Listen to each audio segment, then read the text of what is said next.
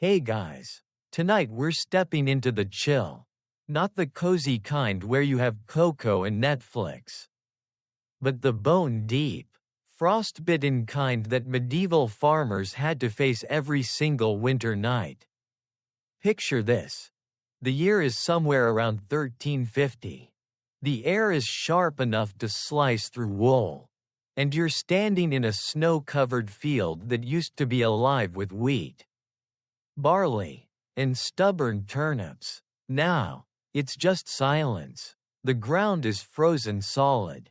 The sky is an endless black sheet, and the only light comes from the flickering orange glow of distant cottages, tiny stars of survival in a frozen world. You pull your cloak tighter. The smell of wood smoke clings to everything, even your hair. Somewhere nearby, a dog barks once, then curls up again under a haystack. You wonder, how did people live through this?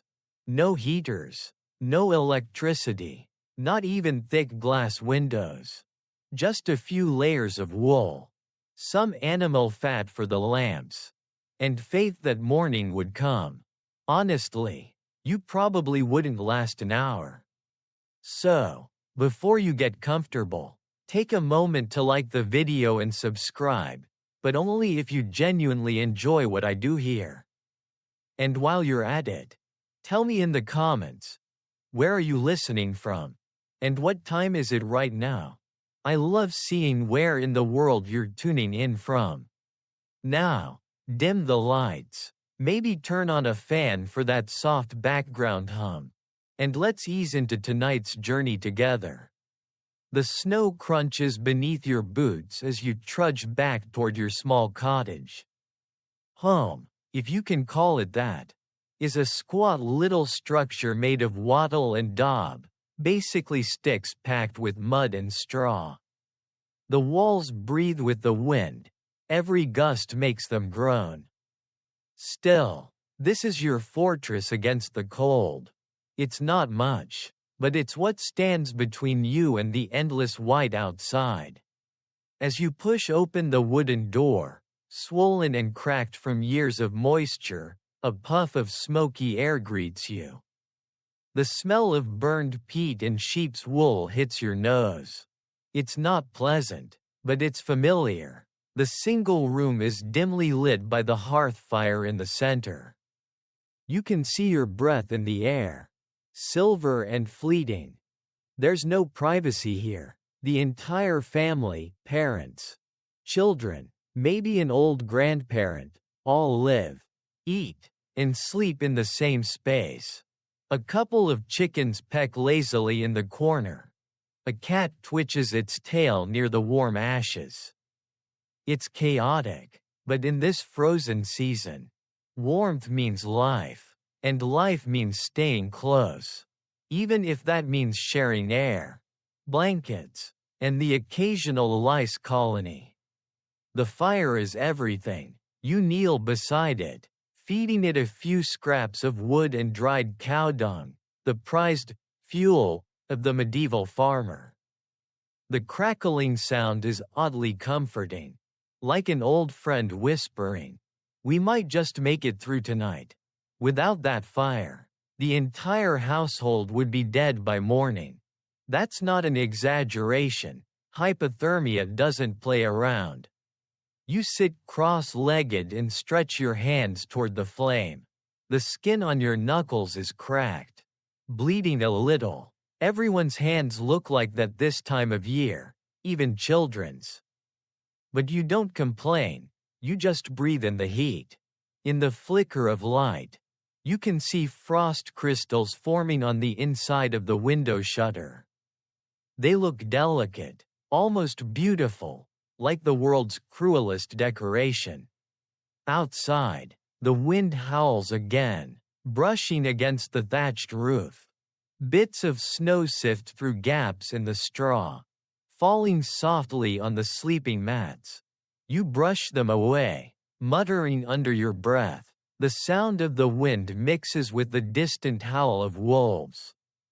Somewhere out there, Something hungry is waiting for a chance to come closer. You hope the goats are still alive in the shed. You remember your day. Hours spent clearing snow off the barn roof so it wouldn't collapse. Chopping frozen logs. Fetching icy water from the half-frozen stream. It's a routine you know too well.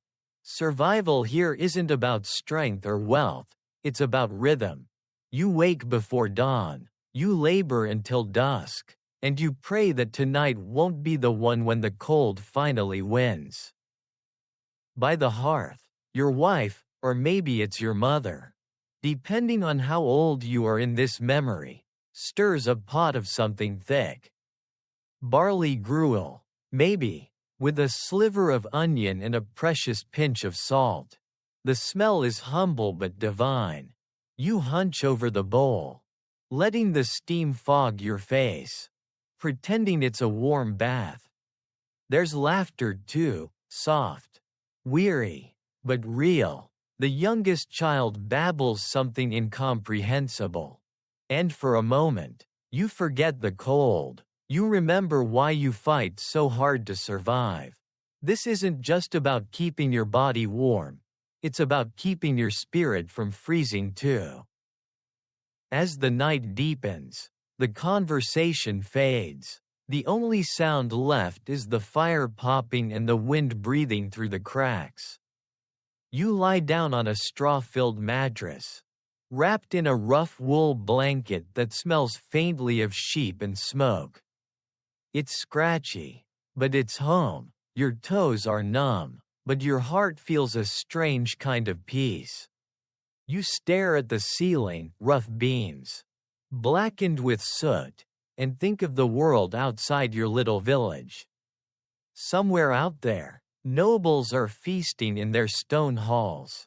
Monks are copying books by candlelight, and soldiers are freezing in their armor. Everyone, no matter how rich or holy, has to face the same winter, the same darkness. Some historians still debate how ordinary people truly survived nights like these. Did they really huddle with animals? Did they sleep in shifts? Or stay awake to guard the fire? The written records are thin. Peasants didn't leave diaries, but the evidence lies in their ingenuity. They found warmth wherever warmth could be found. You pull the blanket closer. The fire is burning low now, but you're too tired to feed it again. Your eyelids grow heavy. In the darkness, the crackling fades into a slow, steady rhythm, like a heartbeat. Somewhere in that rhythm, you drift between waking and sleep, between fear and comfort. Outside, the snow keeps falling, silently, endlessly. And though you don't know it yet, you'll wake up tomorrow, alive, still shivering, still human, ready to do it all again. The morning never really begins in a medieval winter. It simply drifts in, gray and heavy, as if the sky itself is too tired to wake. You open your eyes to the faintest sliver of light slipping through the cracks in the shutter. The fire has died down to a pile of glowing embers. The air bites your nose. For a moment, you forget where you are. Then you feel the scratchy wool against your cheek, the straw poking through the mattress. And you remember, you're home. Someone's already moving around. The sound of boots on frozen dirt. The soft rustle of hay. You can smell smoke again. Thin and sweet. The fire is being coaxed back to life. Whoever built this cottage, maybe your father, maybe his father before him, knew the secret to staying alive here. Build small, build thick, and build smart. Your cottage isn't beautiful. Let's be honest. It looks like something a modern architect would cry over. The walls bulge, the ceiling sags, and the floor isn't even flat. But that's the magic of it. Every curve and crack was made with purpose, to trap warmth. A medieval farmer's house wasn't built for pride, it was built for survival. You shuffle up, rubbing your arms. Your breath still hangs in the air. But inside this crooked little hut, it's at least 20 degrees warmer than outside. The secret? Materials you'd probably laugh at today: mud, straw, dung, and sheer determination. The walls, a mix of wattle and daub, are like the medieval version of insulation foam. Wooden sticks woven together, packed tight with mud, clay, and straw, sometimes even animal hair. When it dried, it hardened into something surprisingly tough and surprisingly cozy. Sure, it cracked a little, but the small gaps let just enough air pass through to keep mold from growing. Who needs a ventilation system when your walls breathe for you? And that roof? A thick thatch of straw laid layer upon layer, angled just right to keep the snow sliding off instead of weighing it down. If you were lucky, you could get 20, even 30 years out of a good thatch, as long as you didn't let chickens or rats move in. Spoiler: they always did. You step outside for a moment, pushing through the low doorway. The world hits you like a slap. The cold is pure, merciless. Frost covers everything: fences, buckets, even the goat staring blankly at you from the shed. The air smells clean, almost metallic. You draw it in, and it burns your lungs in the best possible way. The fields stretch before you, white, endless, silent, no birds. No rustle of crops, no buzzing of insects, just the faint creak of ice beneath your boots. In the distance, you can make out other cottages, small mounds of smoke rising from their chimneys. It's strange how even the smallest trail of smoke feels like hope. You duck back inside before your fingers go numb. The cottage feels warmer now by contrast.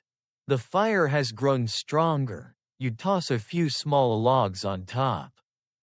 There's a rhythm to this: tend the fire, feed the animals, patch the roof, survive the day. Every small act is part of a delicate choreography that's kept your ancestors alive for centuries. On one wall hangs a bundle of herbs: sage, thyme, maybe even lavender. Not just for cooking. Their scent helped disguise the smell of damp straw and livestock. Some people even believed they warded off evil spirits. Or at least, the worst kind of coughs. Medieval science at its finest. You run your hand over the uneven surface of the wall. The daub feels cool but firm. In the right light, you can see the fingerprints of whoever built it long ago, someone who mixed the clay with their bare hands. Stomped the straw underfoot, pressed it into place, and prayed it would last the winter. There's something comforting about that. You're touching history. A laugh escapes your lips. Imagine telling a modern architect that your dream home is made of mud, sticks, and cow dung. HGTV would cancel you. But in the 14th century? You'd be a genius. These walls could hold heat better than stone, repair faster than brick, and cost almost nothing, just effort, and a little humility. The children wake up one by one, yawning, shivering, pulling on patched tunics. Their cheeks are pink, their noses red. You hand them each a crust of bread and a mug of something warm, maybe milk. If the cows were generous last night. Or thin ale if not. Alcohol kills the germs, or so people claim. You take a sip. It's bitter, but it does chase the chill away. Outside, a rooster crows, late, as usual. You smile. The sound cuts through the stillness like a promise. Another day survived. Another chance to keep the cold at bay. It's strange to think how much your survival depends on this shabby little building. Every beam, every stone, every straw of the roof is a piece of the puzzle. Even the floor, which is really just packed earth, plays its part. You scatter some fresh rushes over it, the medieval version of carpet, and for a brief moment, the room smells almost pleasant. Almost. Some historians still argue about how much comfort medieval cottages really offered.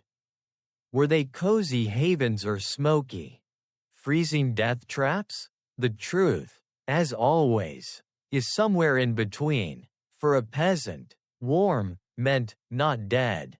And somehow, that was enough.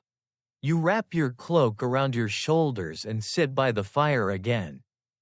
The flames dance lazily, licking the soot-blackened stones. Shadows move across the ceiling like silent ghosts, the kind that don't haunt. Just linger. As you listen to the crackle of the fire and the distant bleat of a goat, you realize something. There's beauty in this simplicity. No noise, no glowing screens, no distractions, just survival, family, and the faint, steady warmth of a home built by hand. And though you don't know it, the design of your humble cottage, its low ceiling, its earth walls, its single smoky hearth, will inspire generations to come. Every warm home, every glowing fireplace, owes a quiet debt to people like you who learned how to keep the cold from winning. The fire snaps. You blink. And for a moment, you almost see the centuries melting away, one smoky breath at a time. The fire crackles lazily behind you as dusk creeps back over the fields. The light outside is soft and blue, like the world is slowly being swallowed by ice.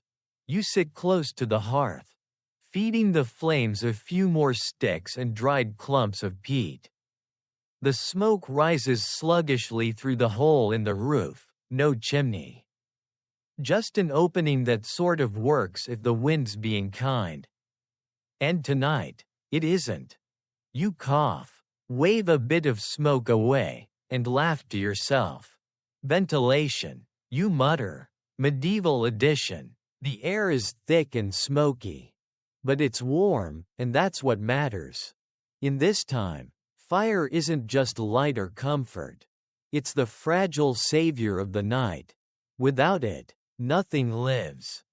It's strange to think how something so small can hold so much power.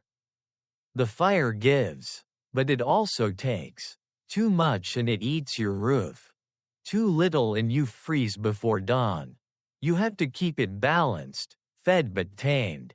Like a wild creature that's agreed to live with you for one night at a time. You poke at the embers with a stick, watching them glow. A few sparks leap out, like tiny red stars, before dying on the cold stone floor. The smell of smoke clings to everything, your clothes, your hair, your skin. You'll never be free of it. But it's a good smell. The smell of survival. Beside you sits a small pile of fuel, thin sticks, peat bricks, and, your most precious resource, dried animal dung. You probably made it yourself. Last summer, flattening it with your hands under the sun, stacking it like flat pancakes to dry. You didn't think much of it then. But now, it's worth more than gold. You toss one onto the fire. It hisses, smokes, then catches with a slow, steady flame. There's a faint earthy smell that modern noses would recoil from. But you barely notice it anymore. It's just another part of life. In this world, warmth is sacred, no matter how it smells. Across the room, Someone shifts under a blanket. Maybe it's your eldest son. Or your mother. You see their silhouette in the flickering light. They're not sleeping yet. No one really sleeps while the fire is still low. Someone always keeps watch. That's another unspoken rule of winter. One eye open. One hand near the hearth. You remember a story the priest told once. About a family who let their fire go out. They slept too deeply. And by morning, half of them were gone, stiff, pale, frozen. Some said it was punishment for laziness. Others said it was just the way of the world. You're not sure which is worse. You stir the fire again. More carefully this time. The flames climb higher, licking at the edges of the iron pot hanging above. Inside, something thick simmers. Maybe cabbage soup with a bit of barley. The smell fills the room. Earthy and comforting. You take a deep breath. For a moment, you can almost forget the frost creeping at the door. Keep the fire alive, your father used to say. It's the only thing that listens.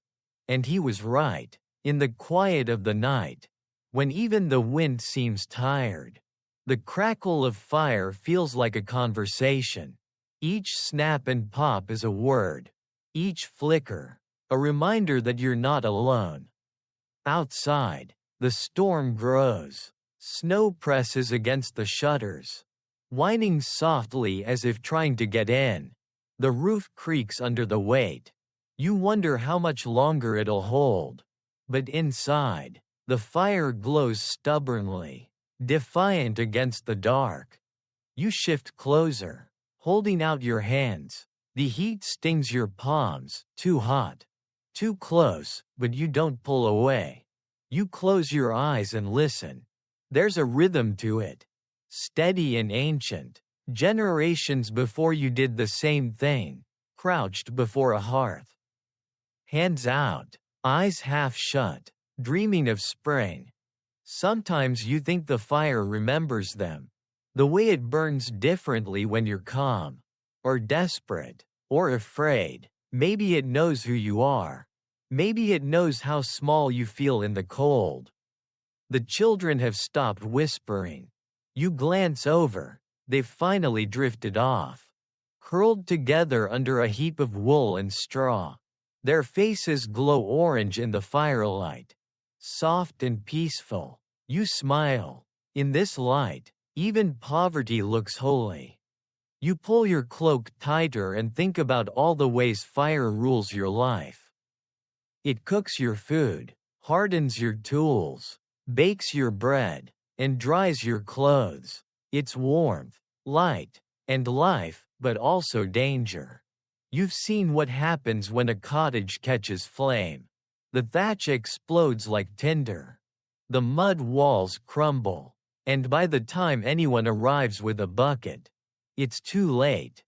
Some historians still argue whether medieval peasants truly mastered fire or simply coexisted with it. The evidence, blackened rafters, burn scars on pots, suggests both. They didn't control it, they respected it. You think of tomorrow, another day of gathering fuel, chopping frozen wood, checking the animals, another night of coaxing life from smoke. It's exhausting, yes, but it's also strangely grounding. The fire keeps you here. In this moment, alive. A log shifts, sending a shower of sparks into the air. One lands on your sleeve, and you slap it away quickly, laughing under your breath. All right, you whisper. You win this round. The flames soften again, curling low and quiet. The room glows with a gentle amber light. The shadows on the wall move like slow dancers. Outside, the snow keeps falling, but you don't care anymore. The fire hums like a heartbeat, and you lean back, letting its warmth wash over you. It's imperfect, smoky, alive, just like you. And as you drift towards sleep, you wonder if, centuries from now, someone will still sit by a fire like this, staring into its light, trying to understand what it means to be warm in a cold world. The embers wink at you, as if they already know the answer. The fire dies slowly, leaving only a soft orange glow that flickers across the straw-stuffed bedding. You stretch your legs, careful not to disturb the others, and pull the blanket up to your chin. The air is heavy with smoke, sweat, and the faint sweetness of hay. It's not exactly luxury, but in the deep dark of a medieval winter, this is the closest thing to comfort there is. You lie there, half awake, half dreaming. The straw beneath you creaks every time you move. You can feel the rough texture through the thin linen sheet, a scratchy reminder that you're alive. Not frozen, not gone. Every night begins like this, a battle between warmth and cold, fought in a bed made of grass. You're sharing the bed, of course. Everyone does. Privacy is a modern invention. In your world, families sleep close, parents, children, even the occasional visiting cousin or servant. Sometimes a chicken hops in, too, if the night is cruel enough. It's not odd, not shameful, it's survival. The more bodies in one bed, the more heat trapped beneath the blankets. You shift slightly and feel a small foot press against your leg. The child murmurs something incoherent, then falls quiet again. You smile. In this dim light, everything feels softer, even hardship. The bed itself isn't really a bed, more like a raised wooden frame packed with straw and covered with cloth. You call it a straw tick. Every few weeks, the straw is changed, though not as often as you'd like. By the end of winter, it'll smell, well, let's say, distinct, but right now, it's heaven compared to the icy ground outside. As you lie there, you notice movement, a tickle near your neck. Something small and alive. You brush it away instinctively. Probably a flea, or 2, or 20. It's fine. Everyone's got them, even the king, they say. You laugh quietly into your blanket. Maybe equality isn't such a modern idea after all. The night deepens. Outside, the wind groans, bending the thatched roof. Snow trickles down through tiny cracks and melts against the warm spots of your blanket. You pull the covers tighter. Someone coughs softly beside you. The fire pops once, then falls silent. You think of the stories told around beds like this, whispers in the dark that keep fear away. Ghosts, saints, miracles, demons. Some say if you sleep too far from the fire, spirits of frost will creep in and steal your breath. You're not sure if that's true, but you still make sure your feet are covered. No sense tempting fate. In a corner, a low snore begins, deep, steady, oddly comforting. You roll your eyes, amused. Sleep in harmony, the priest says every Sunday. He clearly never shared a bed with 4 other people and a cat. Still, there's something sacred about this closeness. You can feel the rise and fall of breathing around you. Like a rhythm, life pulsing in the dark. It reminds you that no one survives winter alone. The warmth of the hearth, the heat of your family, the simple act of lying together, that's what keeps you human. At some point, you drift into that strange, half-lucid state between sleep and waking. In the faint glow, your thoughts wander. You imagine spring, soft rain, green shoots breaking through the soil, sun warming your face. Then you remember. Before that comes weeks more of cold. And more straw. Always more straw. You turn over, careful not to jostle anyone, and stare at the low ceiling. Shadows move slowly across the beams. You can almost see faces there, old ones, worn ones, faces of those who've slept here before you. Maybe it's just the smoke playing tricks. Or maybe the walls remember. Some historians claim that people of the Middle Ages didn't mind sharing beds, that intimacy, warmth, and familiarity were simply part of life. Others argue it was misery disguised as necessity. Maybe both are true. When you're this close to the edge of survival, comfort isn't about softness. It's about not freezing to death. You stretch your legs again and feel a small pile of something at the bed's foot, the family dog. Curled tight, snoring gently. You reach down, ruffling its fur. It's warm, alive, loyal. Dogs were more than companions back then. They were miniature heaters with tails. You whisper a quiet thanks. A sudden gust rattles the walls. Snow sifts down again. You can almost feel the cold pressing against the door, searching for a way in. But here, wrapped in wool and breath and the faint heartbeat of those beside you, you're safe. You think about how far warmth travels, from the fire's ember, to the stones, to the air, to your skin, to your blood. It's a fragile chain, easily broken. Yet it holds the entire night together. Someone stirs beside you, mumbles a prayer, then falls quiet again. You close your eyes. Your mind drifts to the strange dreams that always seem to come in winter. Dreams of food, of sunlight, of laughter. The kind of dreams that remind you what warmth feels like even when you can't have it. The straw rustles softly. The dog sighs, the wind moves on, and for one small moment, before sleep takes you completely, you realize something beautiful, that in this crude bed, surrounded by smoke and noise and fleas, you are not alone. You are part of a long, unbroken story of people who refused to let the cold win. You exhale slowly, your breath turning to mist in the dark. The fire gives one last flicker, a faint goodbye. And then, wrapped in the warmth of others, you drift off, into dreams woven of straw, smoke, and survival. You wake up long before dawn.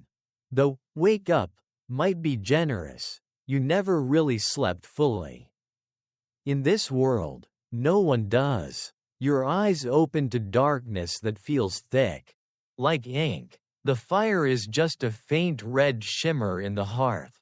Breathing its last. The air is cold enough to sting your nose and lips. Your breath ghosts upward in little silver wisps. Someone shifts beside you, the faint sound of cloth rustling. A quiet groan. Everyone's half awake, but no one speaks. You all know the routine. There's no need for words. You sit up slowly, pulling the blanket tighter. The straw beneath you crunches. Stiff with frost, you can feel your body's heat escaping, slipping away into the air like smoke. You rub your arms, trying to keep it in, trying to wake your muscles. The morning isn't kind, it never is. You glance toward the fire. There's still a faint glow. Good, that's your lifeline. Without those dying embers, you'd have to start from scratch, striking flint in the cold, praying for a spark to catch.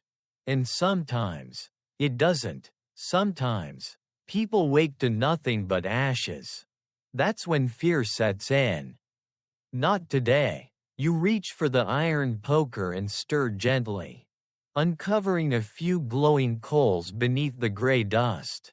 A small sigh of relief escapes your lips. You drop in a handful of twigs, blowing softly, coaxing life from the edge of death. Slowly, the red deepens, then a flame, then another. The fire returns like an old friend, slow but steady, crackling faintly as it stretches. The light fills the room again, warm, uneven, fragile. It flickers across faces still half buried in blankets. One by one, they start to move. The rhythm of the morning begins. It's strange, this rhythm of sleep and waking, burning and cooling. Life here doesn't flow smoothly. It pulses, like a heartbeat, or a breath. You remember the priest mentioning something about the two sleeps. He said it as if it were divine order: first sleep, second sleep, the gift of God between them.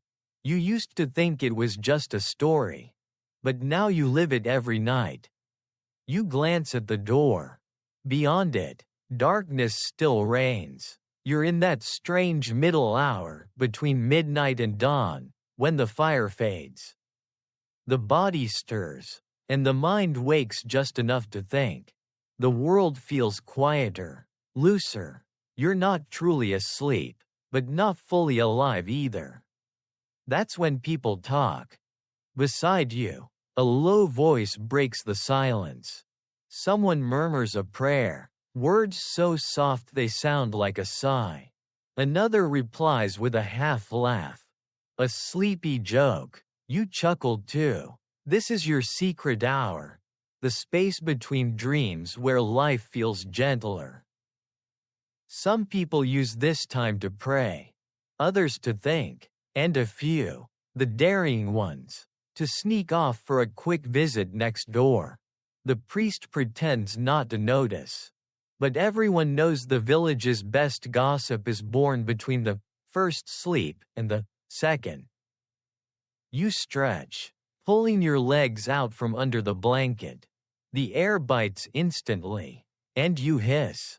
Bad idea. You whisper, tucking them back in. Someone across the room snorts with quiet laughter. In the dark, you start counting, a small habit you've picked up to pass the long hours. You count the breaths of the fire, the rhythm of its crackles. You count the way the wind brushes against the roof. You count the people around you, all alive, all still breathing. You stop counting when the peace sinks in. Eventually, someone stands. The creak of wood, the rustle of wool. They cross the room, stepping lightly over sleeping bodies. To tend the fire again. A few logs are added. A few coughs echo in the smoke. The flames rise, timid at first, then bolder. Warmth begins to crawl back through the room. Your second sleep comes slowly. Like a tide returning, you lie back down, pulling the blanket up to your chin again. Outside, a rooster crows somewhere, confused. Early, or maybe just ambitious. You smile into the dark. You close your eyes, and your thoughts wander. You think about how people centuries from now will probably sleep in one stretch. 8 hours straight, in soft beds and warm rooms. They'll call it normal. You'd call it witchcraft. You wonder if they'll miss this quiet hour, this strange, half-dreaming time when the world feels like it's holding its breath. When the fire is low, the air is still, and the only sound is the beating of hearts beneath wool. Some historians still debate the truth of it, whether segmented sleep was truly universal, or just a pattern among peasants. The records say both things. But you know better. You live it. You feel it. The space between sleeps is as real as the snow outside. You roll over, facing the wall, your cheek pressed to the rough fabric. The faint warmth of the fire brushes against your back. The smoke stings your eyes. But you don't mind. It's part of the lullaby. You whisper something, a prayer, a hope, maybe a memory, and your mind drifts again. This time, the dreams are lighter, softer. You see fields without snow, sunlight spilling over wheat, laughter echoing from somewhere far away. For a few blissful moments, the world isn't frozen anymore. When you open your eyes again, the second sleep has ended. Pale light slips through the cracks. The fire is still burning. Someone's stirring a pot. The smell of barley fills the air. And just like that, another night has passed. You've survived. The rhythm continues, wake, sleep, wake again. Like the fire, you fade and return, over and over, refusing to die. Because in this cold, endless winter, that's what survival really is, not strength, not defiance, but persistence. The simple, stubborn act of lighting another flame. The air smells different tonight, thicker, heavier, with a sweetness that doesn't belong to wood smoke. You notice it the moment you push open the cottage door after tending the animals. The cows are restless, their breath steaming in the cold like ghosts. The chickens mutter softly in the corner, half asleep but still alive. That's good. Everything that breathes tonight counts. You step back inside and feel it immediately. The mingled warmth of people and beasts sharing the same air. The cottage hums quietly with life. It's strange, isn't it? In this age, animals don't just live outside, they live with you. Not because it's cute, or because you can't bear to part with them. No, it's because they're central heating with hooves. You grin faintly at the thought. The cow in the corner flicks its tail. Unimpressed. You pull the heavy wooden bar across the door and settle down on a small stool near the fire. The flickering light reveals your companions. 2 goats dozing near the wall. A calf curled beside the bench. A couple of chickens roosting overhead on a beam. And your tired family huddled close together. It's cramped, chaotic, and a bit fragrant, but it works. The room radiates a slow, steady warmth. Every breath the animals exhale lingers, mixing with the smoke and your own heartbeat. Their bodies give off heat like small stoves. You never thought you'd be thankful for cow breath. But here you are. Outside, the wind howls again. It sounds almost alive, howling down from the hills, rattling the shutters, searching for weakness, but it won't find any tonight. The house is sealed, the fire strong, and you're surrounded by wool and muscle and breath. You look at the calf, its big eyes half closed, and you can't help but laugh quietly. You're warmer than half the blankets in this place. You whisper. It flicks an ear in response, then snorts softly, as if agreeing. You remember something your grandfather used to say. A good cow keeps a family alive through 2 winters, one with milk, one with heat. You never really understood it until now. There's a rhythm to the sound of animals sleeping, low, slow, peaceful. You can almost time your breathing to theirs. It's oddly soothing. The air is thick, yes, and the smell would make a modern city dweller faint. But you hardly notice anymore. You've gone nose blind to survival. In the far corner, your wife, or your mother, depending on whose story this is tonight, feeds the fire another peat brick. The flames flare briefly, painting the walls in gold. Shadows of horns and hands dance across the room, as if the house itself is alive and breathing. The children giggle softly when the goat lets out a sleepy bleat. You hush them gently, but you can't stop your own smile. Laughter is warmth, too, in its own way. For a moment, everything feels still. Time slows. The world outside may be buried in snow and silence. But here, in this single smoky room, there's life in abundance. Every exhale is proof of it. Some historians still argue whether medieval peasants really kept animals indoors during winter. The polite ones say it was for convenience. The honest ones admit it was for heat. The floor might be filthy. Yes, but the air above it, filled with animal warmth, meant the difference between living and not. You adjust the blanket around your shoulders. The warmth of the room has started to sink into your bones. It's not luxury, but it's enough. You can almost pretend that the world outside doesn't exist. You glance toward the tiny window, where frost has painted white flowers on the glass. Beyond that is darkness.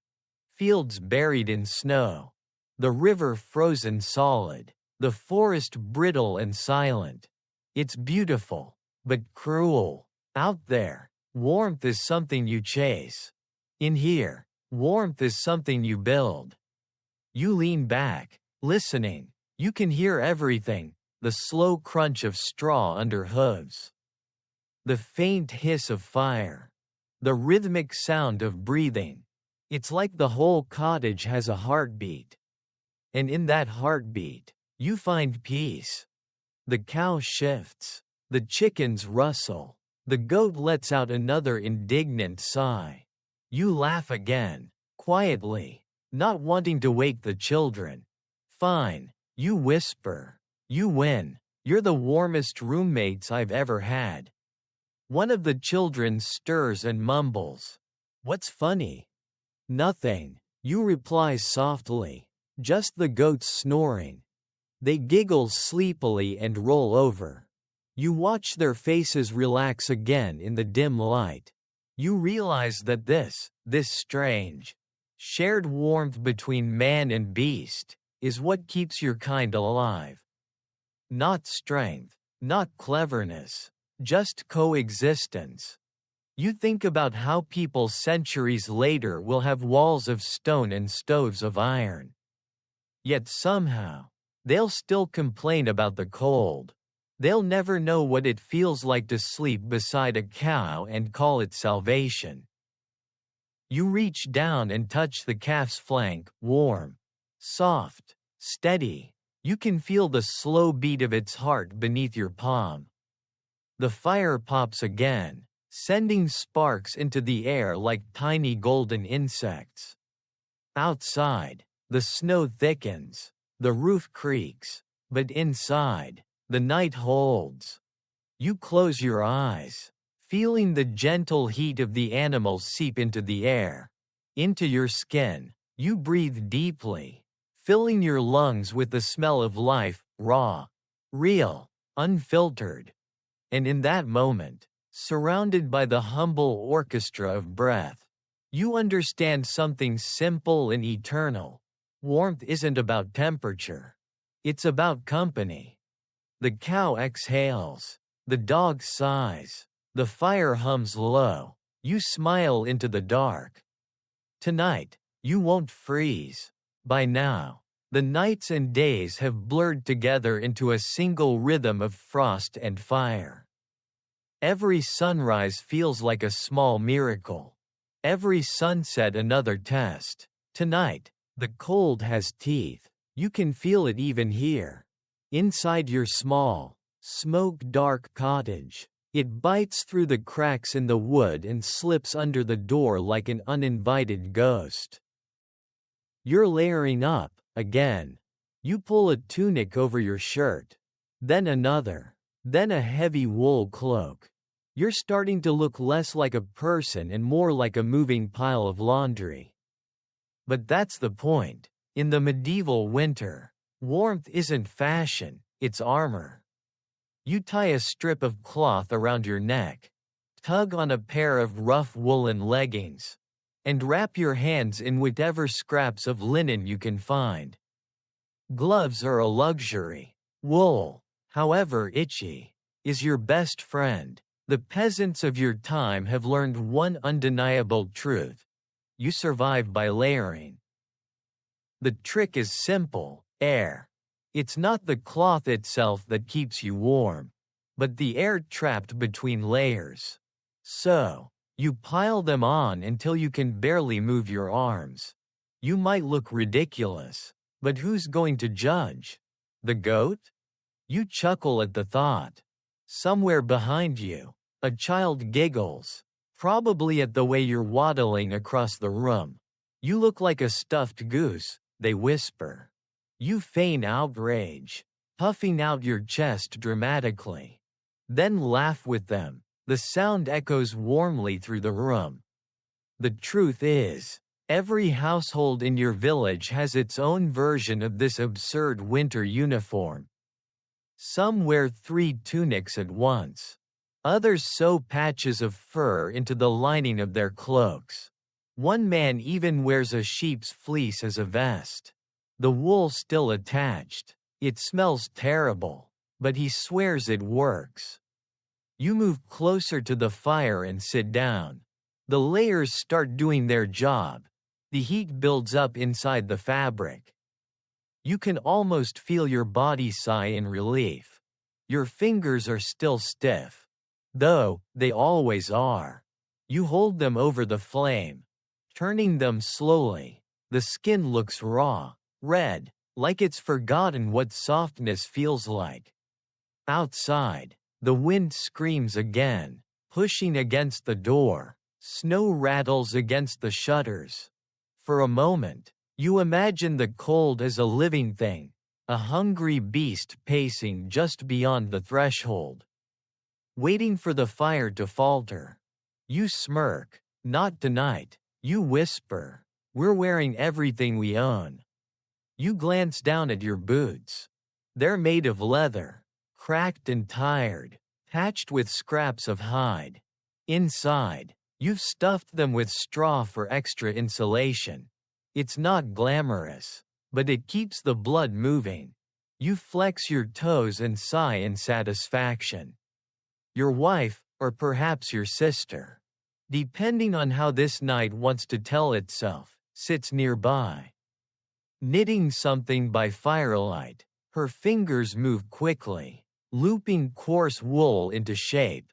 The needles click softly, a steady rhythm against the crackle of flames. You realize she's making another hood, maybe for the youngest child, whose nose turns pink every morning. You watch her for a while, admiring the quiet skill in each movement. Every thread spun by hand, every piece of cloth earned with sweat. These layers you wear, they're not just fabric. They're time, patience, love stitched into existence. You shift, tugging your cloak tighter, and grin. Do you think anyone in the future will ever complain about the cold? You ask softly. She snorts, not looking up. If they do, may the frost take them. You laugh quietly. Fair enough. The fire pops, and the sound fills the silence like punctuation. Some historians still argue about how effective medieval clothing truly was. Were peasants constantly shivering, or did they manage to stay warm enough with all that wool and fur? The truth, you suspect, is both. You're never comfortable, not really. But you're never hopeless either. There's always one more layer to add, one more trick to try. You remember hearing tales of nobles with fancier garments, velvet, fur-lined cloaks, imported silk. You imagine them walking through their stone castles, draped in finery, still shivering. You chuckle. Wealth can't outsmart winter. Not this one. The child beside you sneezes, startling the cat from its slumber. You hand them a scrap of cloth and smile. Their cheeks are rosy, their eyes half asleep. Go on, you whisper. Back to bed before your nose freezes off. They scurry off, dragging their blanket like a small ghost. You watch them burrow into the straw mattress.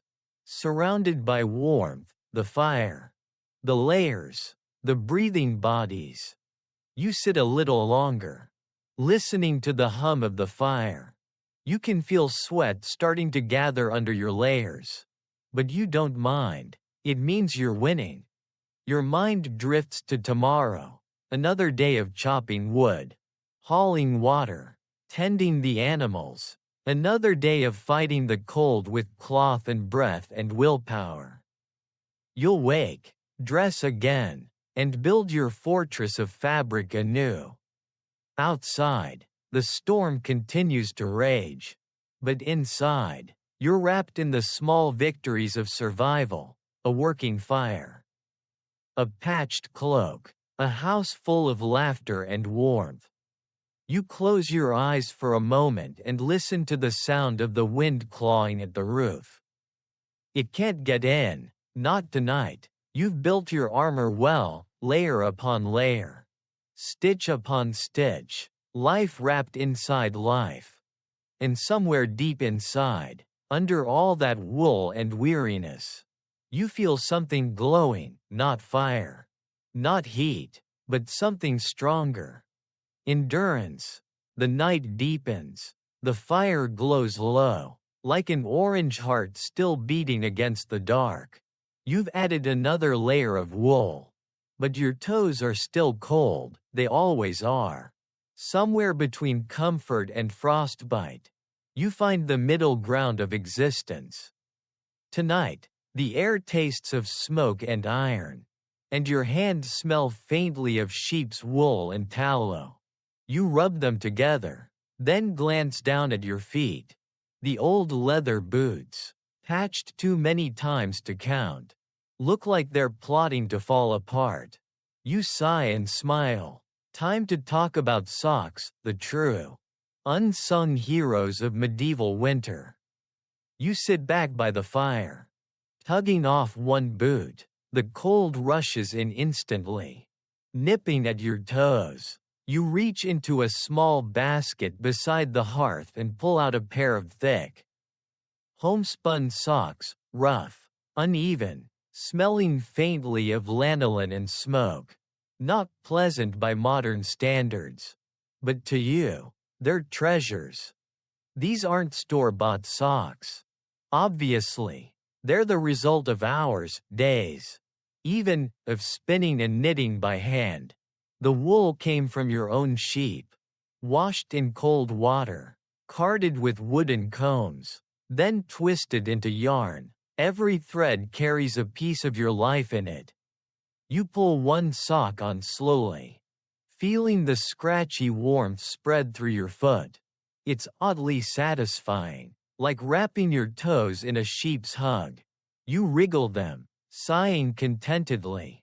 Perfect, you whisper. Almost. You dip your fingers into a small clay jar nearby, a thick, yellowish mixture of animal fat. It's rendered mutton tallow, with a bit of beeswax if you're lucky. You rub it over the wool, working it in until the fibers glisten faintly. The result? Waterproofing, medieval style. Your feet might smell like stew for a week, but they'll stay dry. A modern mind would probably recoil at the idea of greasing socks. But in this time, practicality trumps pride. Your ancestors didn't have Gore-Tex, they had ingenuity. You pull the other sock on, then slip your boots back over them. The difference is immediate. The warmth holds. The cold stays out. It's like discovering fire all over again, but for your feet. A quiet chuckle escapes your lips. You'd make a fortune with these. You say softly, imagining a medieval merchant selling premium sheep fat socks at the village market. The idea makes you grin. Across the room, your wife glances up from mending a tunic. What's funny now? Just inventing the future, you reply. She rolls her eyes. Again? Always. The room settles into a gentle calm.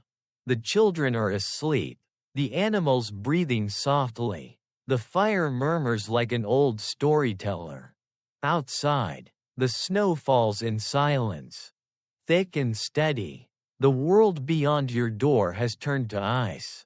But here, in this flickering circle of light, your feet are warm. That's what matters. You stretch them out toward the hearth and close your eyes. The smell of lanolin and smoke mingles with the peat fire, oddly comforting. Like the scent of survival itself. You think of how small things make the difference between life and death here. A pair of socks. A jar of fat. A moment of cleverness passed down through generations. These tricks aren't just habits, they're heirlooms of endurance. Some historians still debate how peasants managed such hardships. Did they simply endure, numb and passive, or did they meet the cold with quiet creativity, the kind born from desperation? You know the answer. It's both. Necessity turns suffering into art. You shift in your seat, tapping your newly warmed foot against the stone floor. The sound is oddly rhythmic, almost cheerful. You imagine someone hundreds of years in the future slipping into soft cotton socks and complaining about the air conditioning being too cold. The thought makes you laugh quietly.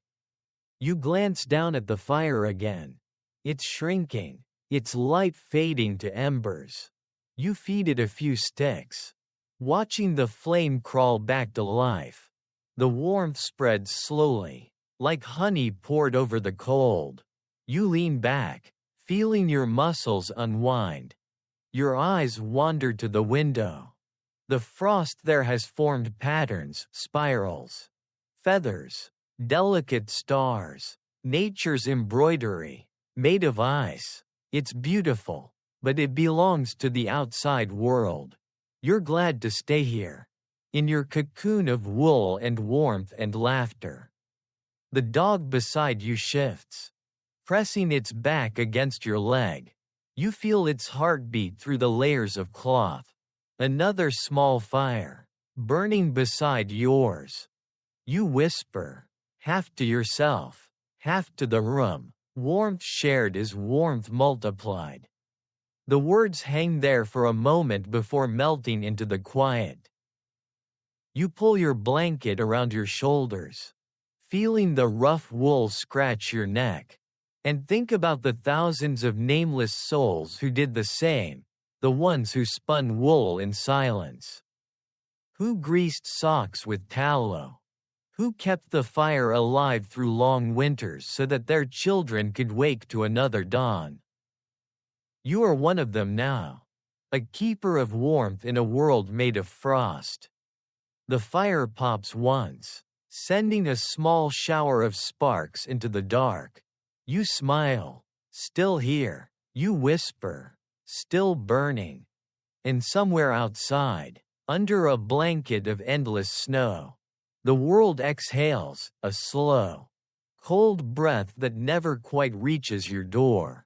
The next morning, you wake to silence so pure it almost hums. No wind, no bells, not even the faint rustle of animals. Just stillness, the kind that makes you hesitate to move. Afraid to break it, the air is pale and blue, the color of frozen dawn. You sit up slowly, rubbing your hands together. The fire has died again. Nothing left but gray ash and a faint curl of smoke. The cold seeps back in immediately, slipping under your blanket like a thief. You can see your breath rising in soft, ghostly spirals. Someone stirs beside you, the youngest child, cheeks flushed from sleep.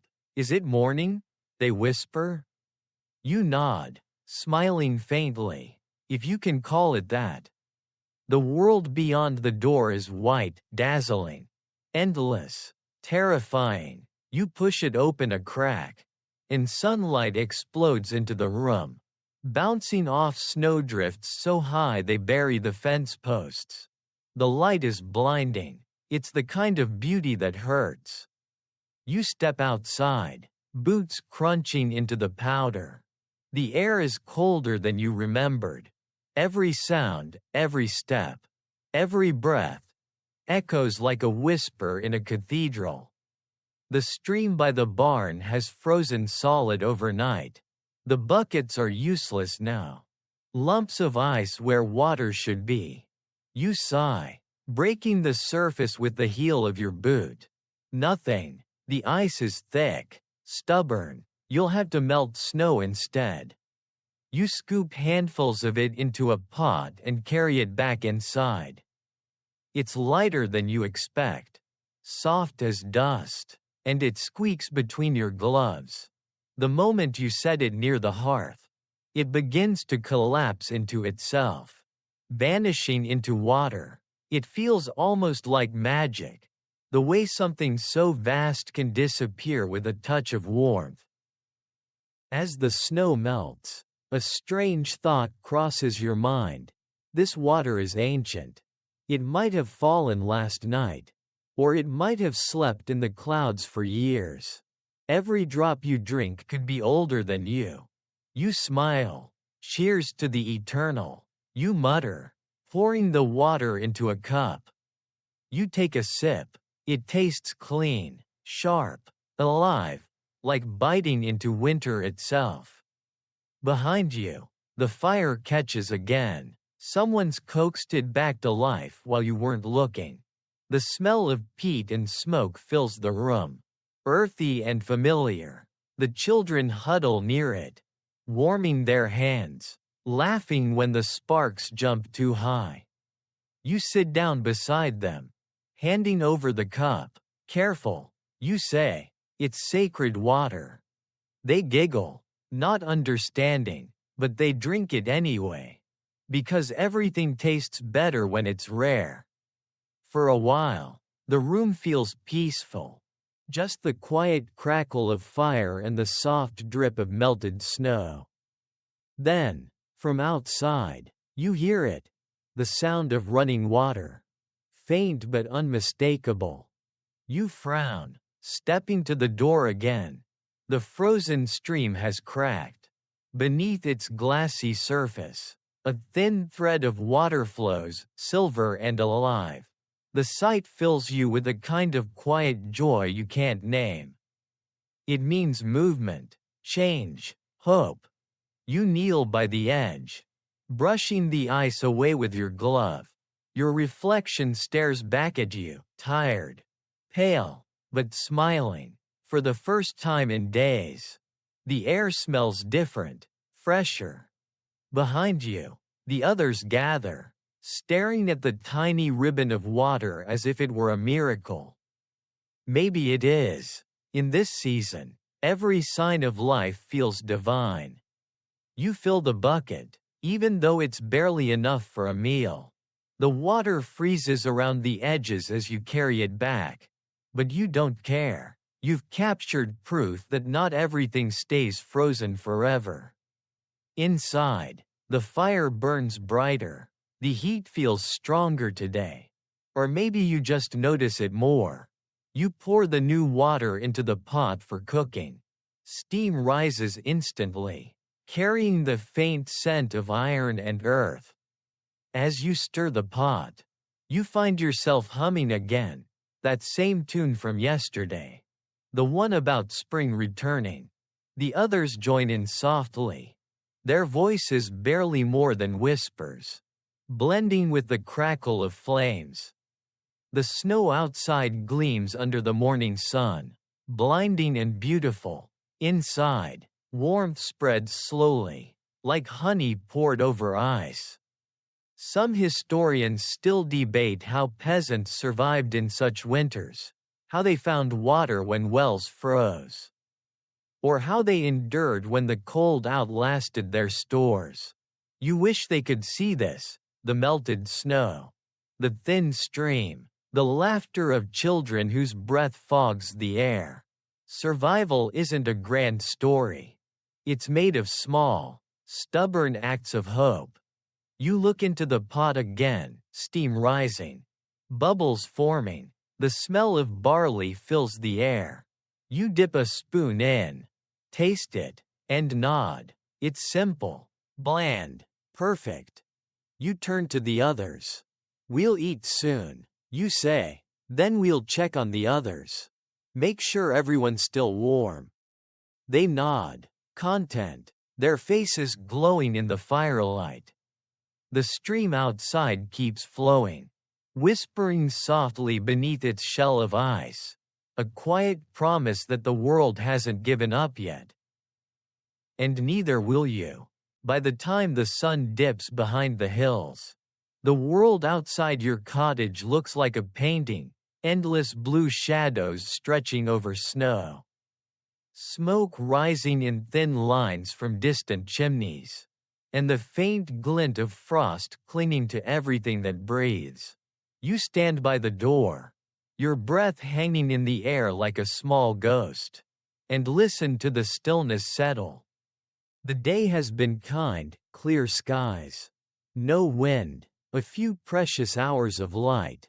But as night returns, the temperature drops fast. You feel it in your bones first. That slow ache that whispers, "Here we go again." You pull your cloak tighter and step back inside, grateful for the familiar crackle of fire and the smell of smoke. The children are sitting near the hearth, carving little shapes from wood scraps, animals. Mostly, a goat, a cow, a strange-looking chicken that's more imagination than accuracy. You smile. In a world this cold, a bit of imagination is warmth too. Your wife is stirring the pot, humming under her breath. The sound is soft, steady, something older than memory, a tune passed down through winters long gone. It fills the room like comfort itself. You sit beside her, rubbing your hands. "Colder tonight," you say. She nods without looking up, the kind that makes stories come alive. You raise an eyebrow. "Stories?" She smiles faintly. "You'll see. When dinner's done, just barley, a bit of onion, and the miracle of salt." Everyone gathers around the fire. The children pull their blankets close, faces glowing orange in the flickering light. Outside, the world has vanished into white silence again. Inside, you wait. Then she begins. Her voice is low and measured, as if she's telling the story not just to you, but to the night itself. "There was once a spirit," she says, "who lived in the frost. They wandered the hills in the coldest nights, whispering into the wind, painting ice on windows. But they weren't cruel, not truly. They only came where people forgot to share their warmth. Where the fire burned, they stayed away." The children listen wide-eyed, their hands wrapped around their knees. You smile at the familiar tale. Every village has its own version. Some call it Frost Father, others the Silver Breath. It's half myth, half warning, and entirely human. She continues. "One winter, a farmer fell asleep and let his fire die. The spirit came, cold and lonely, and touched his heart. It froze, just a little, but the next morning, when his wife found him, she didn't weep. She built the fire again and whispered to the flame, 'Warm him from within,' and the spirit, seeing her love, melted away. The fire pops, perfectly on cue, as if agreeing with her." "Is it true?" one of the children asks, voice small. She shrugs. "It's true enough to remember." You lean back, smiling. Maybe that's why we never let our fire die. She glances at you, eyes reflecting the flames. Exactly. For a moment, the silence that follows isn't cold, it's full. You can feel the weight of the story settling into the room like a blanket. The firelight dances over faces, over rough walls, over centuries of fear and faith intertwined. You think about how every winter breeds its own stories. They're not just entertainment, they're survival manuals. Wrapped in poetry, each tale carries the same message: keep the fire alive, inside and out. Some historians still debate whether medieval people believed in these spirits or if they were just metaphors, ways to explain what science couldn't. But sitting here, listening to the hush between every word, you realize that doesn't matter. Belief isn't always about truth. It's about comfort. The oldest child speaks up suddenly. Half joking, half serious. What if the frost spirit came tonight? You grin. Then we'd offer it some warm ale and a seat by the fire. Everyone laughs softly, the sound rolling through the small cottage like music. Outside, the wind picks up, brushing against the shutters, almost as if it heard. Maybe, your wife says with a smile. It's already listening. You glance toward the window. For a second, you think you see movement, just a shimmer in the frost. Like a hand brushing against glass. Then it's gone. You chuckle, then let it listen. It'll learn how warmth sounds. The children giggle and burrow deeper into their blankets. The dog stretches by the hearth, sighing contentedly. The flames dance higher, painting golden light on the low ceiling. You close your eyes, letting the warmth and the story wash over you. The line between myth and memory blurs.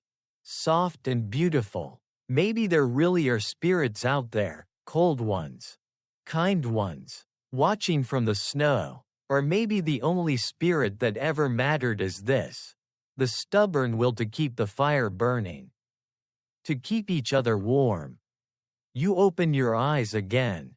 The frost on the window catches the firelight and glows faintly. Almost alive, you smile and whisper to no one in particular. All right, frost spirit, we'll keep the fire bright. The wind sighs. Quieter now. The room hums with peace. You lie back beside the fire, the warmth seeping through your layers, your mind drifting between waking and dream.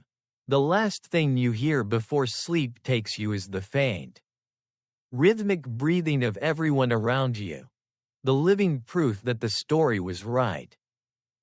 The frost spirit, if it exists, passes by your door and moves on. Inside, the light holds. The night passes like a long breath, slow, steady, filled with the soft rhythm of life inside your small, smoky cottage. When you open your eyes again, the first light of dawn is already pressing faintly against the frost-covered window. It's pale and uncertain, as if the sun itself is too tired to rise. You stretch under the blanket, feeling the stiffness in your arms and legs. The fire has sunk into a dull red glow. Ashes whisper softly when you move. You sit up, brush straw from your hair, and shiver. The warmth of sleep fades fast here. Your wife is already awake, wrapping her shawl tighter as she kneels by the hearth. Her movements are quiet, careful, feeding the embers, blowing softly until a flicker returns. You watch her in silence for a moment. There's something almost sacred about the way she tends to the fire. As though she's breathing life back into the world. Cold again, you murmur. It's always cold, she replies, half smiling, without looking up. But the fire listens if you're kind to it. You smile back. She's right. The fire, stubborn as it is, feels alive, a companion as much as a tool. It needs care, patience, devotion, a bit like faith, if you think about it. As the flames grow, the room begins to thaw. The children stir, burrowing out of their bedding like small animals.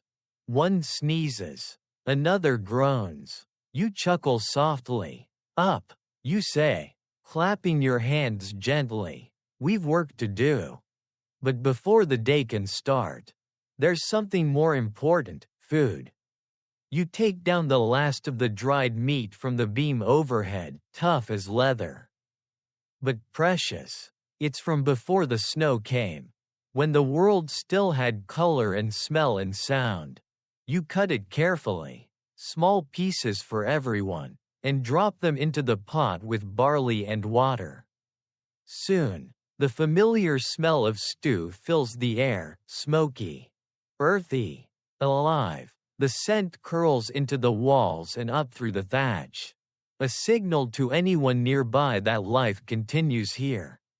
You sit back, watching the pot simmer. The firelight flickers over the iron rim, turning steam into gold. The children start to hum again. The same tune as before, that old winter song about spring's return. You don't remember who taught it to them, or who taught it to you, but it feels like it's always been there, part of the rhythm of survival itself. When breakfast is ready, you eat in silence. The first bite burns your tongue, perfect. Warm food is a kind of magic.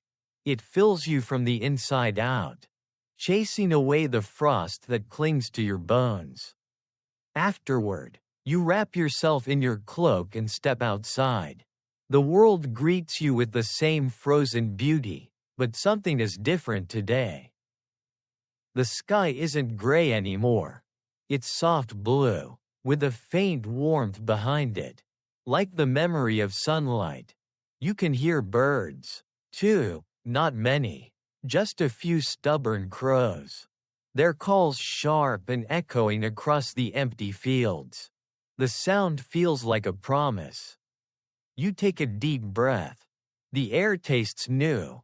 You make your way toward the neighbors' cottages, checking for smoke. It's an unspoken rule. If someone's chimney isn't breathing, you go see why. Everyone knows it. Everyone obeys it. The first two homes you pass are fine, smoke drifting lazily. Faint laughter from inside, but the third one makes your stomach tighten. No smoke, no sound. You knock gently, once, then twice. No answer. You push the door open. Inside, it's colder than outside. The fire is dead, the air heavy. You hurry to the hearth. Stir the ashes, nothing. Then a sound, a faint cough. Relief floods through you. In the corner, wrapped in a blanket, old Marin stirs weakly. Her eyes blink open. Forgot the fire. She rasps. Fell asleep too early. You smiled gently. Happens to everyone. You relight it using a coal from your lantern. The moment the flame catches, warmth begins to return. You help her sit up, wrapping her shawl tighter. She looks at you, eyes glistening. You came. Of course, you say. The watchman would scold me if I didn't. She laughs, a dry, crackling sound that somehow feels like sunshine. You sound like your father. You grin. He'd like that. When you leave, the fire is burning strong again, and her color has returned. You close the door softly behind you, watching the smoke rise from her chimney. Another light, another victory. Some historians still debate whether these communities truly looked after one another, or if survival bred only selfishness. They write of famine, of disease, of hardship.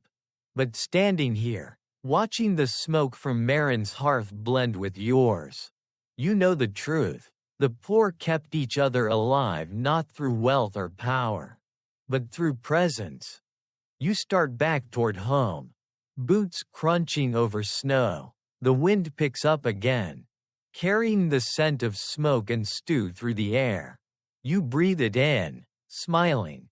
The day will be short, the night long, but as long as there's someone to tend a fire for themselves, for their neighbor, for anyone who needs it, the winter won't win.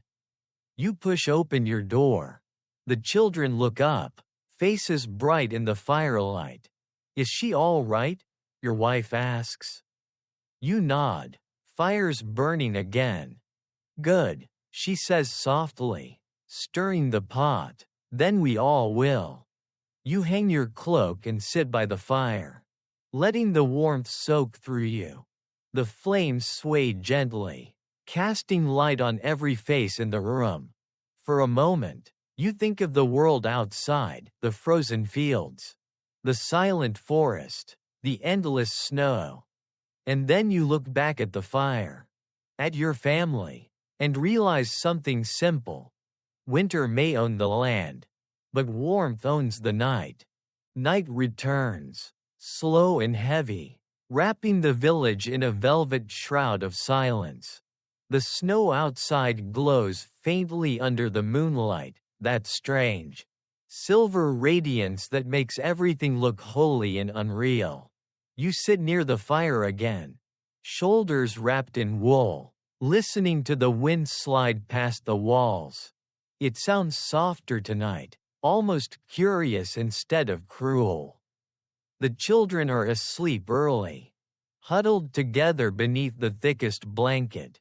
The dog lies across the threshold like a guard carved from fur and patience. Only you and your wife remain awake, tending the fire in companionable quiet. She's mending a torn sleeve, needle glinting in the light. You're carving a small piece of wood, not for use, not for trade, just for the rhythm of it. The steady scrape of your knife feels calming, a heartbeat in your hands. After a while, she breaks the silence. Do you ever wonder, she says softly, how long we'll have to live like this? You glance up. Like this? She gestures around, the low ceiling, the smoke-dark walls, the flickering light, fighting the cold every night, counting firewood like coins, praying for spring. You shrug. It's what we do, what we've always done. She sighs. Sometimes I think about people who live further south, places where the ground doesn't freeze, where the air smells like rain, not smoke. You smile faintly. And where would we keep our cows in such paradise? She laughs quietly, shaking her head. Trust you to bring up the cows. The warmth between you is gentle, human. For a moment, the fire feels brighter for it. You watch her hands as she sews, the way her fingers move with memory. How the thread slips through cloth without sound.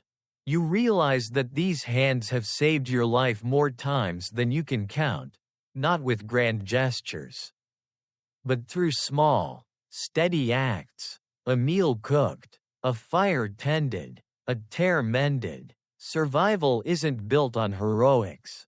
It's stitched together, one thread at a time. Do you remember, you say quietly, that winter when the snow didn't stop for 40 days? She nods, still sewing. I remember the sound of it, like the sky never breathed. You nod too. We almost ran out of wood. And yet, she says, looking up, we didn't. No, you agree, we didn't. For a while, you both fall silent. The fire murmurs, filling the space between words. Outside, the snow creaks as it settles, like the world shifting in its sleep. You poke the coals gently. sending up a small burst of sparks. They rise and vanish before reaching the ceiling. You think of all the fires burning tonight, dozens of them, scattered across the village, each one a fragile star in the long, cold dark. I saw Thomas earlier, you say suddenly. The watchman. She looks up, still making his rounds? Every night, you reply, says he likes the quiet. She smiles. He always did. Maybe he just likes knowing the village is still breathing. You nod, staring into the flames. Maybe that's all any of us are doing. The fire shifts again, its light brushing against her face. You notice the lines there, the soft creases of fatigue, of laughter, of years. They're maps of endurance, you think, proof that warmth has always found its way back to her, no matter how long the winter lasts. After a long pause, she speaks again, voice barely above a whisper. Do you ever think the world will forget us? All of this? You glance at her, then at the fire. The answer comes slowly. Maybe, but forgetting isn't the same as losing. The warmth stays, even when the story fades. She smiles faintly. You always find a way to make it sound poetic. Only because you make it worth saying. She laughs quietly, and the sound feels like a candle being lit inside the dark. The conversation fades into stillness. You return to carving, she to sewing. The night hums gently around you. Some historians still debate what people like you thought about during these long, frozen evenings, whether you feared death, or dreamed of heaven, or just counted the days. The truth, though, is simpler. You didn't think about eternity. You thought about tomorrow, about enough wood, enough food, enough fire, about the faces you loved reflected in the glow of survival. You set the carving down, a small bird, rough but recognizable.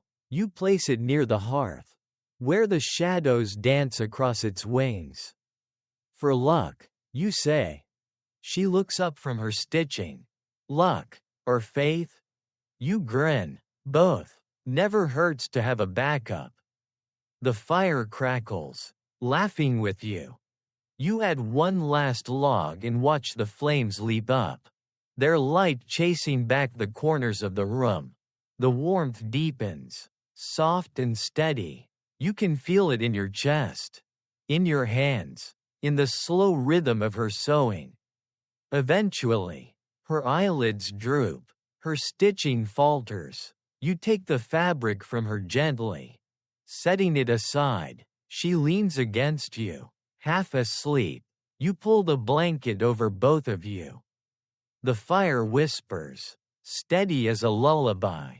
Outside, the snow falls again, softer now, as if the storm itself has grown tired. You close your eyes and listen to the sound of your own breathing blending with hers. With the fire, with the wind, and just before sleep takes you, you think, the cold can have the world, but not the warmth inside it. When morning comes, the light has changed. It's still thin, still shy, but softer now, as if the sun itself has grown gentle with you. The snow outside gleams in the kind of pale gold that almost looks warm.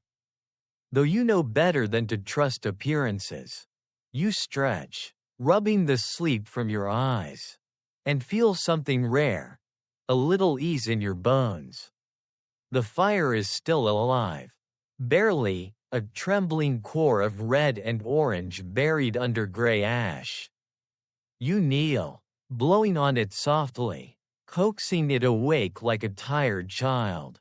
The ember brightens, flickers, then catches. You feed it a handful of twigs, and the flame climbs again, licking upward with relief.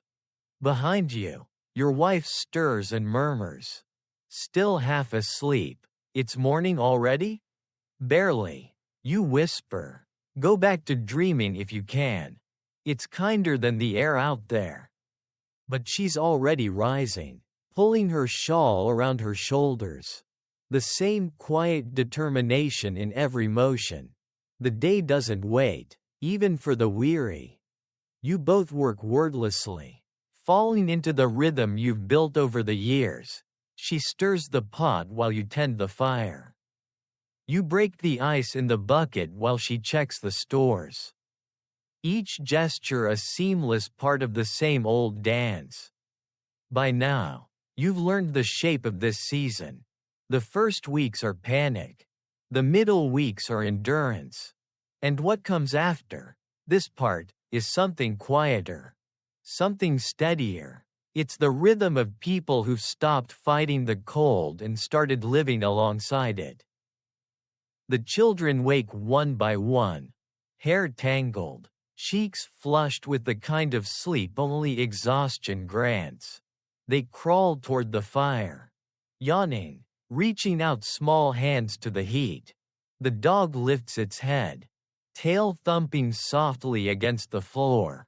Even the cows outside low in a slow, sleepy chorus, asking for their morning ritual of food and touch. You laugh under your breath. The whole world wakes hungry. You step outside with your bucket. The air so crisp it feels like glass. The snow crunches underfoot, and the sound carries far, all the way across the fields. Where you can see faint shapes of neighbors already at work. Smoke rises from their chimneys. Steady and sure, the village lives. You stop by the barn. The door sticks a little from the frost, but you shoulder it open.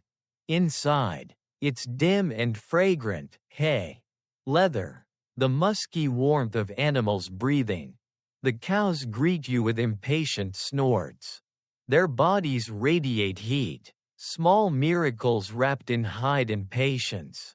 You run a hand down one flank and feel the life humming beneath. Good girls, you murmur.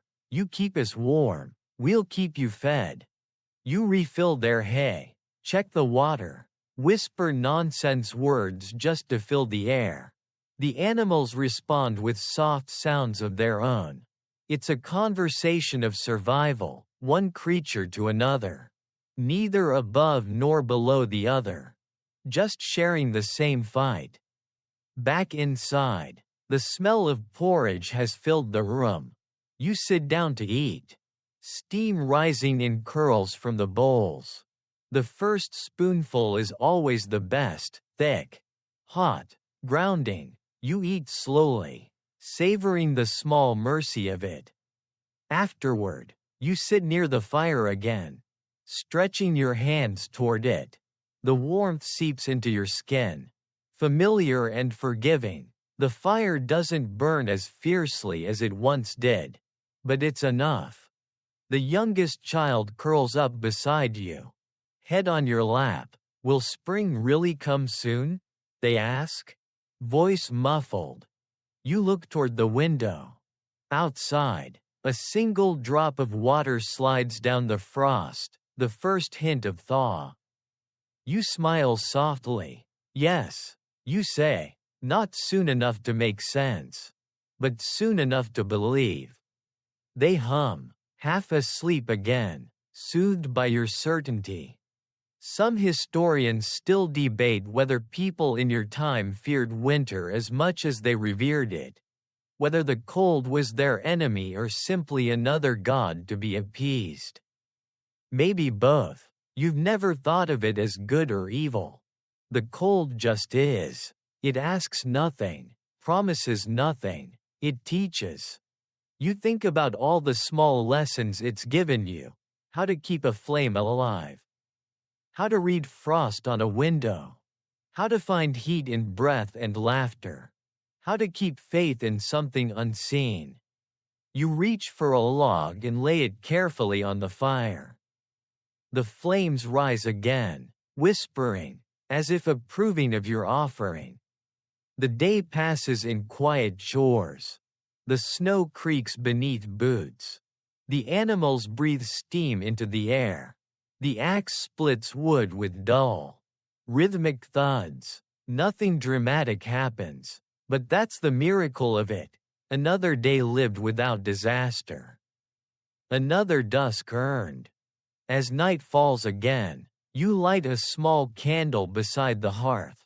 The children sit close. Your wife hums that same lullaby. And the fire burns steady, not roaring, not dying, but steady. You think of the stream under the ice, the watchman's lantern, the church bell, the hot stones and the warm ale. All the little ways humans have found to say we are still here. You lean back, eyes half closed, letting the fire's glow paint the inside of your eyelids in gold. Still here, you whisper to yourself, still warm. Outside, the snow keeps falling, but softer now, not a storm, not a warning, just a quiet curtain closing on another day survived. The child beside you stirs and murmurs. What are you saying? You smile, just reminding the night who it's dealing with. They giggle, curling closer. And so the fire burns on. One more night in a long chain of nights, each one a victory whispered against the cold. The night deepens once again, but this time something feels different, softer somehow. As if the cold itself has begun to lose its grip. The wind outside no longer howls, it sighs. You sit by the fire, listening to the quiet rhythm of melting, the slow, almost imperceptible drip of snow surrendering to warmth. You smile. It's happening, the beginning of the end of winter. The air inside the cottage still carries its usual scent of smoke and wool. But there's something else now, a faint dampness that means the frost is retreating. The walls sweat slightly where ice used to bloom. You touch your hand to the plaster and feel it, not warmth exactly, but the absence of cold. In this world, that's just as precious. Your wife sits across from you, mending a torn blanket. The light from the hearth flickers across her face. Hear that? She says without looking up. You tilt your head. At first, you hear nothing but the faint crackle of fire. Then, a sound, distant and small, but unmistakable, dripping, a steady plink, plink, like the rhythm of a forgotten song. The roof, you say, smiling. The thaw, she corrects, smiling back. You both sit for a moment in quiet triumph. Outside, the snow is softening. The edges of the drifts look bruised, darker, as water seeps through them. The icicles hanging from the thatch drip steadily, catching the moonlight like threads of glass. You know it will freeze again before morning, it always does, but still. This is the first hint of change. The cold is losing patience. You stand and open the door a crack. The air that rushes in is sharp but alive. You can smell earth beneath it, faint, buried, but real, the smell of something waiting. You close your eyes and breathe deeply. Behind you, the dog lifts its head and sniffs too. It gives a low, curious whine. You laugh softly. You smell it too, don't you? You step outside. The snow crunches differently underfoot now, wetter, heavier, the kind that sticks to your boots. You walk toward the barn, lantern in hand, watching the light bounce off the melting frost. Somewhere nearby, a drip of water echoes from the eaves. Inside the barn, the cows shuffle restlessly. Their breath is thick in the air. But the smell of damp straw tells you what you already know. The world is beginning to wake. You pat one of them on the flank. Almost there, you whisper. Just a little longer. When you return to the cottage, the room glows like an ember. The firelight flickers against the wooden beams, the shadows swaying lazily with the movement of the flame. Your wife looks up as you close the door. "It's warmer tonight," she says. "It is," you answer, pulling off your cloak. "The snow's melting." "Maybe tomorrow," she says, "we'll hear the stream again." You smile. "Maybe." You sit beside her. The children are asleep, limbs tangled under the blanket. The dog sighs and stretches out near the door. The fire hums quietly, its light soft as breath. You pick up a bit of kindling and turn it in your hands. Feeling the texture, the rough bark, the grain of the wood, the little notches where the axe struck. Even this, you think, carries a story. Every piece of wood burned here was once a living thing, part of a forest. A root, a branch, its warmth is borrowed life, passed on. You place the wood gently on the fire, and the flames accept it with a soft whoosh. For a while, neither of you speaks. You listen instead, to the drip outside, the fire's pulse, the soft crack of melting ice on the roof. The house itself seems to exhale. Then she says quietly, "Do you think the hardest part is over?" You consider the question carefully. "Maybe, but I think we only ever know that after it's past." She nods. "Still, it feels different tonight."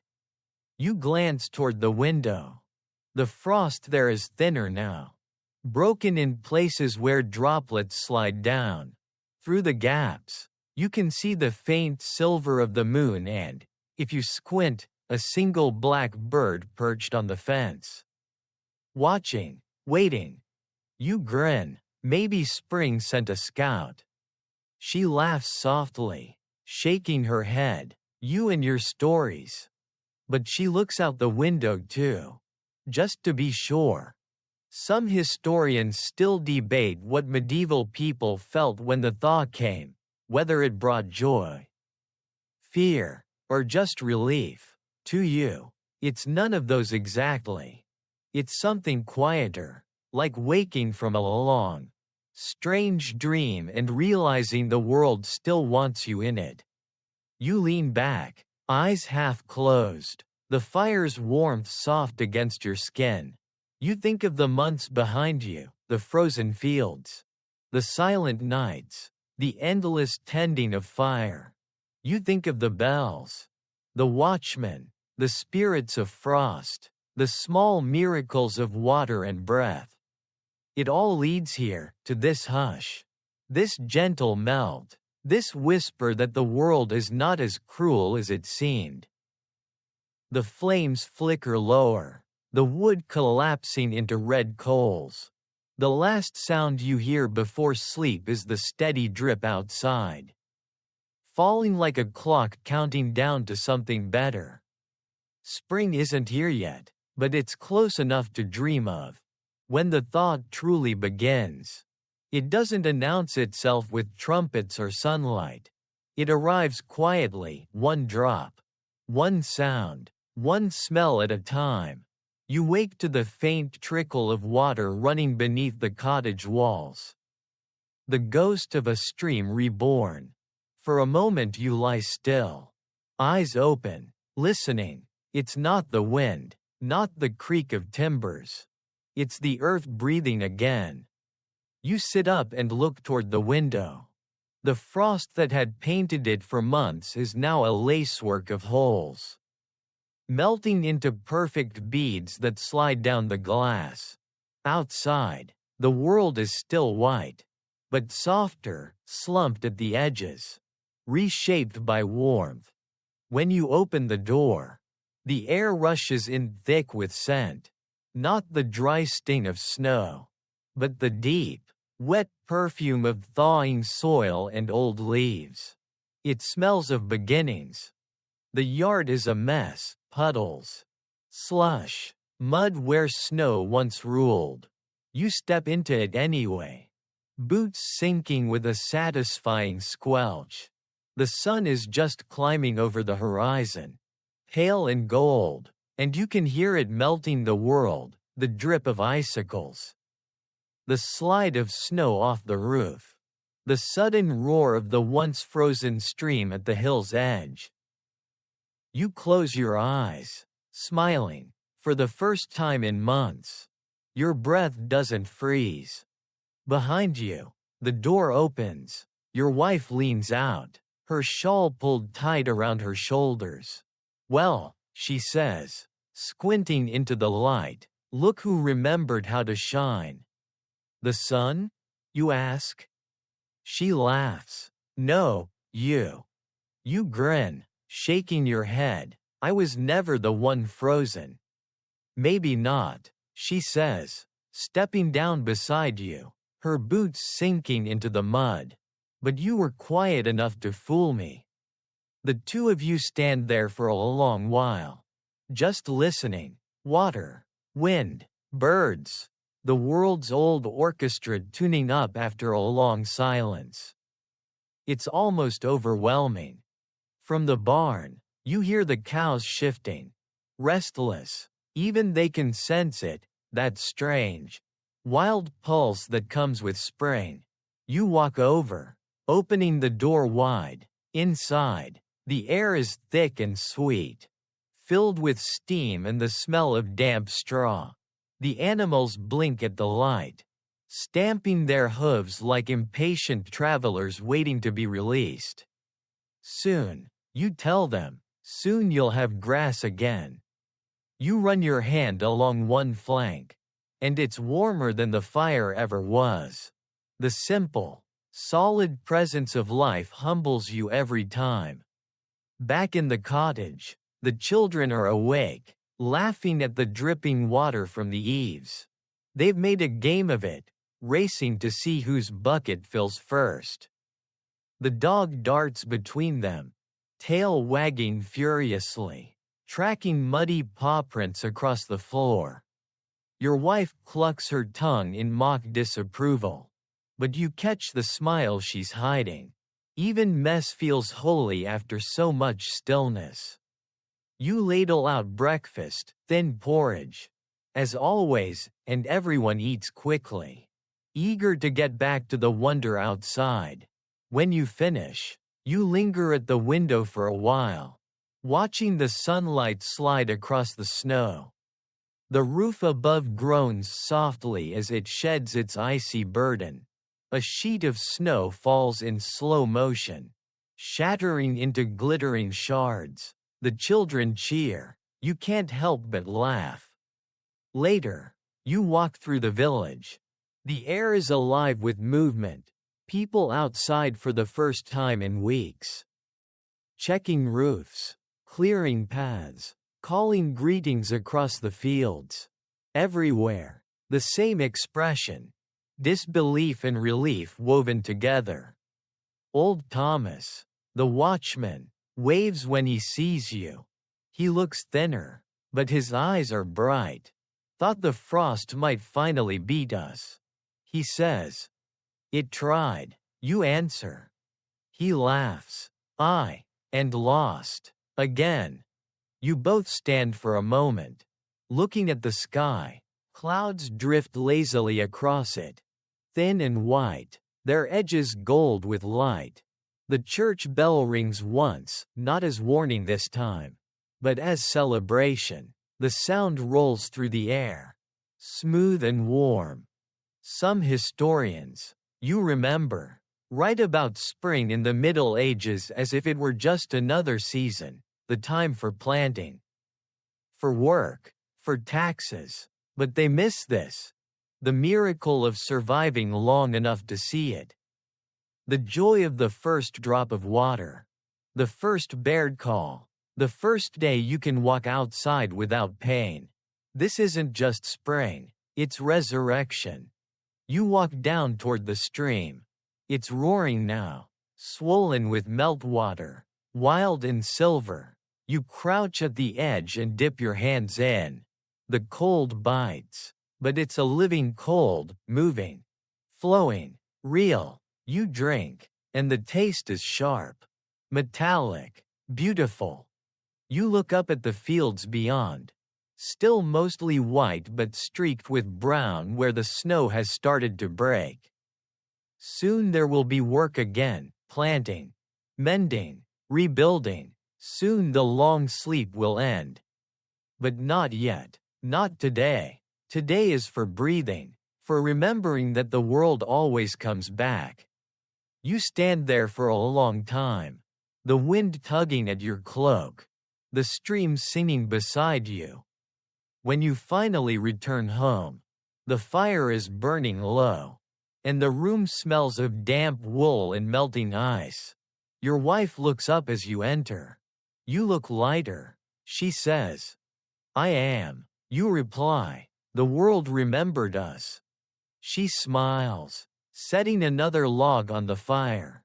The flames leap higher, brighter, almost playful now. You sit beside her, the children dozing nearby, the sound of dripping water filling the pauses between crackles. The dog yawns and curls against your feet. And for the first time in months, you don't reach for another layer. You just sit there, hands bare, feeling the air itself begin to soften.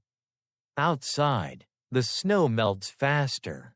Inside, everything glows. The cold hasn't left entirely.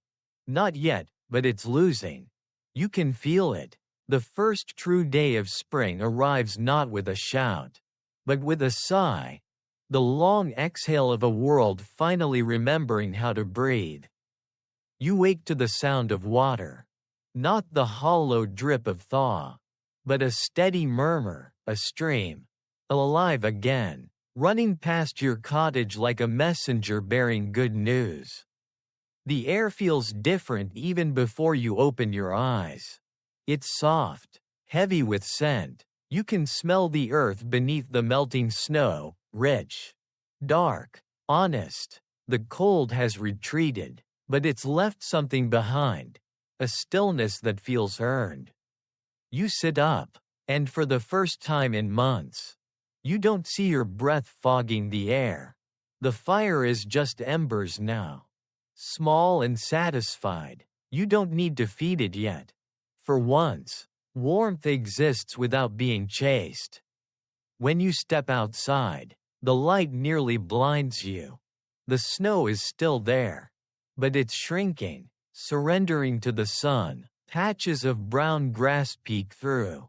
Shy and fragile, the sound of dripping fills the air, from roofs, from trees, from the edges of the thatch. Every drop is a note in spring's quiet song. You walk toward the stream, boots sinking into soft, wet earth. The water runs fast now, clear as glass, carrying bits of twigs and last autumn's leaves in its current. You crouch and dip your hand into it. It's cold, yes, but no longer cruel. The kind of cold that wakes you instead of warning you. Behind you, laughter rings out, the children, chasing each other through puddles, splashing until their boots overflow. The dog bounds between them, barking, its fur glistening with droplets. Your wife stands in the doorway, hands on her hips, half scolding, half smiling. The sight fills you with something beyond joy, something quieter, deeper, gratitude, maybe, or relief that you're still here to see this. The village has come alive, too. You can hear it, the distant thud of axes, the chatter of neighbors calling across fences, the creak of wagons pulled from storage. The air hums with renewal. Every person you pass nods in quiet recognition, no words needed. You all survived the same test. You all earned this light. Old Thomas, the watchman, stands by the church gate, his lantern finally dark, Doesn't seem so big now. Does it? He says, gesturing toward the snow. You grin. It was never big, just patient. He chuckles. Patience and cold, the deadliest pair in the world. You both laugh, the sound rolling through the thawing air. The bell above the church swings once. Its tone softer now, almost playful. For the first time, it rings not as warning, but as welcome. You look up at the sky, wide, clean, endless blue, the kind of sky that feels like forgiveness. When you return home, your wife has thrown open the shutters. Sunlight pours into the room, bouncing off the walls, chasing away months of shadow. The fire crackles low, not from necessity, but habit. The children sit by the window, drawing shapes in the condensation, making pictures of flowers and birds that will soon be real. You sit down beside them, leaning against the wall. The wood is warm from the sun. Outside, a single bird sings, hesitant at first, then certain. It's a sound so small, yet it fills the room. You close your eyes and listen. Every note seems to melt something inside you that the winter froze.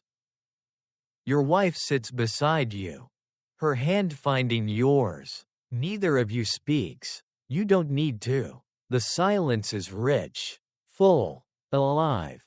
Some historians will one day write about seasons, about crop cycles, famines, harvests, as if survival were just math and weather.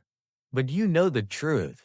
Survival isn't about food or fire alone. It's about remembering what warmth feels like when you find it again. It's about holding it, even when you know it will fade. You take a long breath and exhale slowly, the way you did every night by the fire when you weren't sure the morning would come. But this morning has come. Against every odd, it came. The snow outside shrinks to silver patches. The stream sings louder, and somewhere far off, a child's laughter echoes like sunlight itself. You think of all the nights you spent guarding the fire, of every stone heated, every layer of wool wrapped around shaking shoulders, every whispered story that kept the dark at bay. The cold took so much, but it didn't take you. The light spills further into the room, golden and patient. The air smells of earth, of wood smoke, of possibility. You lean your head back, eyes half closed, letting the warmth touch your face. This is the reward, not comfort, not ease, just this, the fragile, beautiful moment when the world remembers to be gentle again. The fire pops quietly, and your wife squeezes your hand once. You whisper, barely audible, "We made it."